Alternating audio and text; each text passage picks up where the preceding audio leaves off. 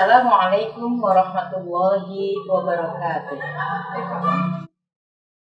Alhamdulillah, alhamdulillahilladzi khalaqal insana 'allamahu bayan. Asyhadu an la ilaha illallah wa asyhadu anna Muhammadan abduhu wa rasuluh. Amma ba'd. Hadirin pemirsa rahimakumullah dimanapun Anda berada, izinkanlah pada kesempatan sore hari ini kami akan mengangkat sebuah tema tentang 3 penyebab Ibrahim sebagai Khalilullah, sebagai kekasih Allah Subhanahu wa Ta'ala. Nabiullah Ibrahim adalah salah satu sosok seorang hamba yang luar biasa ketaatan kepada Allah Subhanahu wa Ta'ala.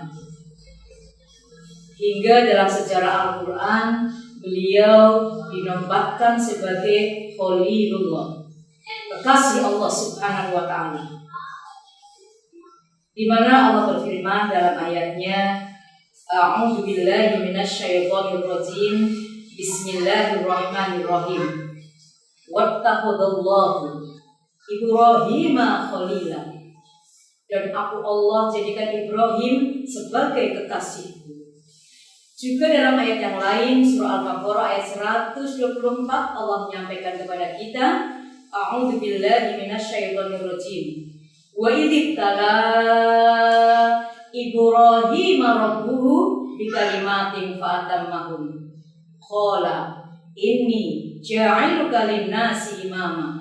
Yang artinya, dan ingatlah ketika Allah Subhanahu wa Ta'ala menyampaikan beberapa ujian dalam kehidupan, maka Ibrahim alaihissalam menunaikan dengan sepenuh hati, sempurna dan penuh dengan kemantapan.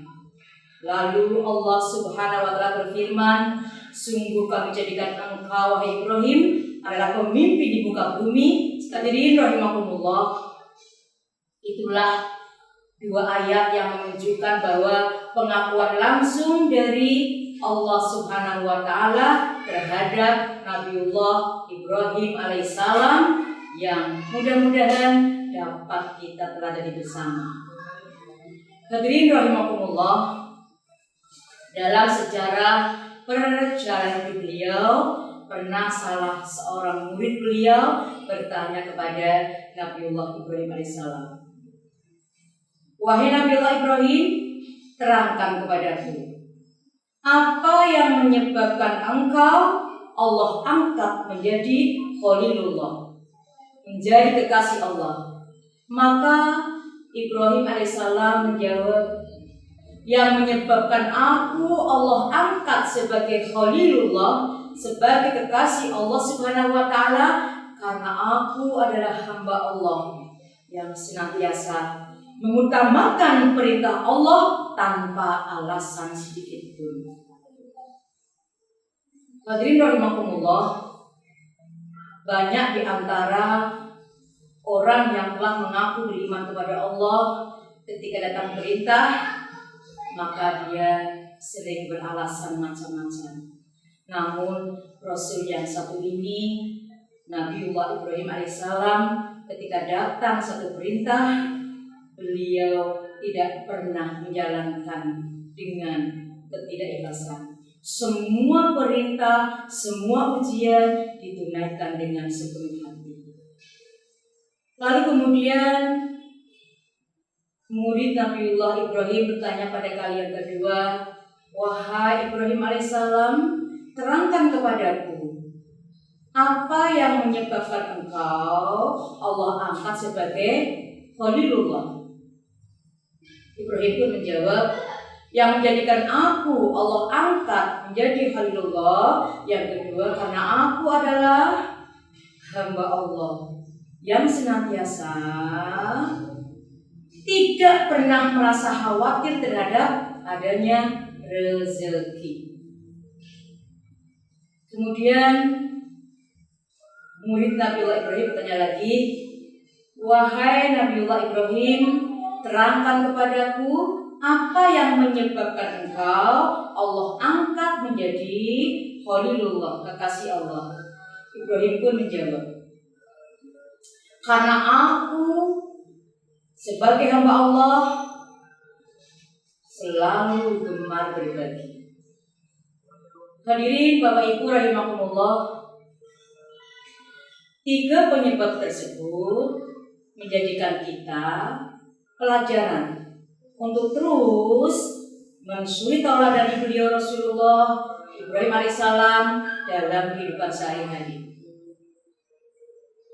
Mengapa? Allah berikan satu ujian yang luar biasa kepada Nabi Ibrahim, dan beliau menjalankan dengan penuh kebaikan, dengan penuh ketaatan, karena Allah Subhanahu wa Ta'ala menguji beliau dengan penuh banyak ujian, yaitu diantaranya ketika di usia renta, kurang lebih usia 80 tahun, Allah memberikan satu perintah agar beliau menjalankan ibadah hitam. Beliau pun menunaikan dengan sepenuh hati tanpa alasan.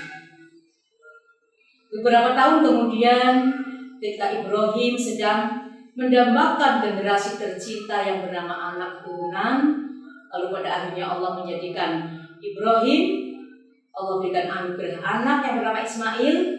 Pada saat itu tahu-tahu terjadi satu perintah agar Ibrahim segera untuk meninggalkan putra kesayangannya dan istri tercinta, yaitu Hajar, di lembah Makkah yang sekarang bernama Makkah. Di lembah itu lembah yang sangat tandus, tidak ada setetes air pun, bahkan gersang, tidak ada kehidupan. Namun pada akhirnya Allah memberikan rezeki berupa mata air Zam-Zam. Hadirin yang berbahagia, kemudian kenapa Allah Subhanahu wa Ta'ala menguji dengan berbagai macam ujian? Pada kali yang ketiga, Allah pun menguji kepada Ibrahim alaihissalam saat setelah Ismail menjadi sosok anak yang sudah dewasa, yang sudah kelihatan tampan, gagah berani. Allah pun mendatangkan ujian berikutnya, perintah berikutnya, yaitu agar Ibrahim segera melaksanakan mengorbankan putra kesayangannya yang bernama Ismail. Atas perintah Allah itulah akhirnya datang satu firman Allah, surah As-Saffat ayat 102, yang intinya bahwa ketika Nabiullah Ibrahim diberi wahyu oleh Allah di saat malam hari, terutama malam 8, disebut dengan malam Tarwiyah 8 Dzulhijjah. Dia bermimpi, di dalam mimpinya Allah memerintahkan untuk segera menyembelih putra kesayangannya. Ibrahim pun tak lama bermusyawarah dengan anak tercinta yang bernama Ismail. Lalu Ismail menyambut dengan sepenuh hati. Ayat tersebut mengundang satu perhatian penuh bagi kita umat Islam, bahwa ternyata Allah Subhanahu wa Ta'ala memberikan kepada Ibrahim ujian yang bertubi-tubi, yang datang silih berganti, namun semua ujian ternyata dilakukan, ditunaikan dengan sepenuh hati tanpa alasan sedikit pun. Dengan berbagi, insya Allah kita akan terus mendapatkan keberkahan dari Allah Subhanahu wa Ta'ala. Dengan kita menyembelih seekor domba, menyembelih hewan ternak, insya Allah di sana ada makna tertentu bahwa dengan menyembelih seekor ternak, maka kita berarti telah melepaskan diri dari kenikmatan dunia yang bernama harta. Dengan kita mengorbankan seekor ternak, berarti kita telah melepaskan sikap-sikap kebinatangan yang masih merasuk di dalam diri manusia. Dengan berkurban, insya Allah di sana juga ada makna bahwa kita berarti gemar berbagi. Apalagi posisi kita adalah seorang yang sudah paham tentang wa amma binikmati rabbika fahadis. Maka terhadap nikmat Tuhanmu berbagilah. Demikian Bapak Ibu yang kami hormati, insyaallah kita semua akan mendapatkan barokah dari Allah Subhanahu wa taala. Dan kami akhiri dengan sebuah kata hikmah, seku pecel lawe rambak, dunianya kecekel, akhiratnya kecanda. Mekaten dari kami, terima kasih dan mohon maaf. Walaupun minkum, assalamualaikum warahmatullahi wabarakatuh.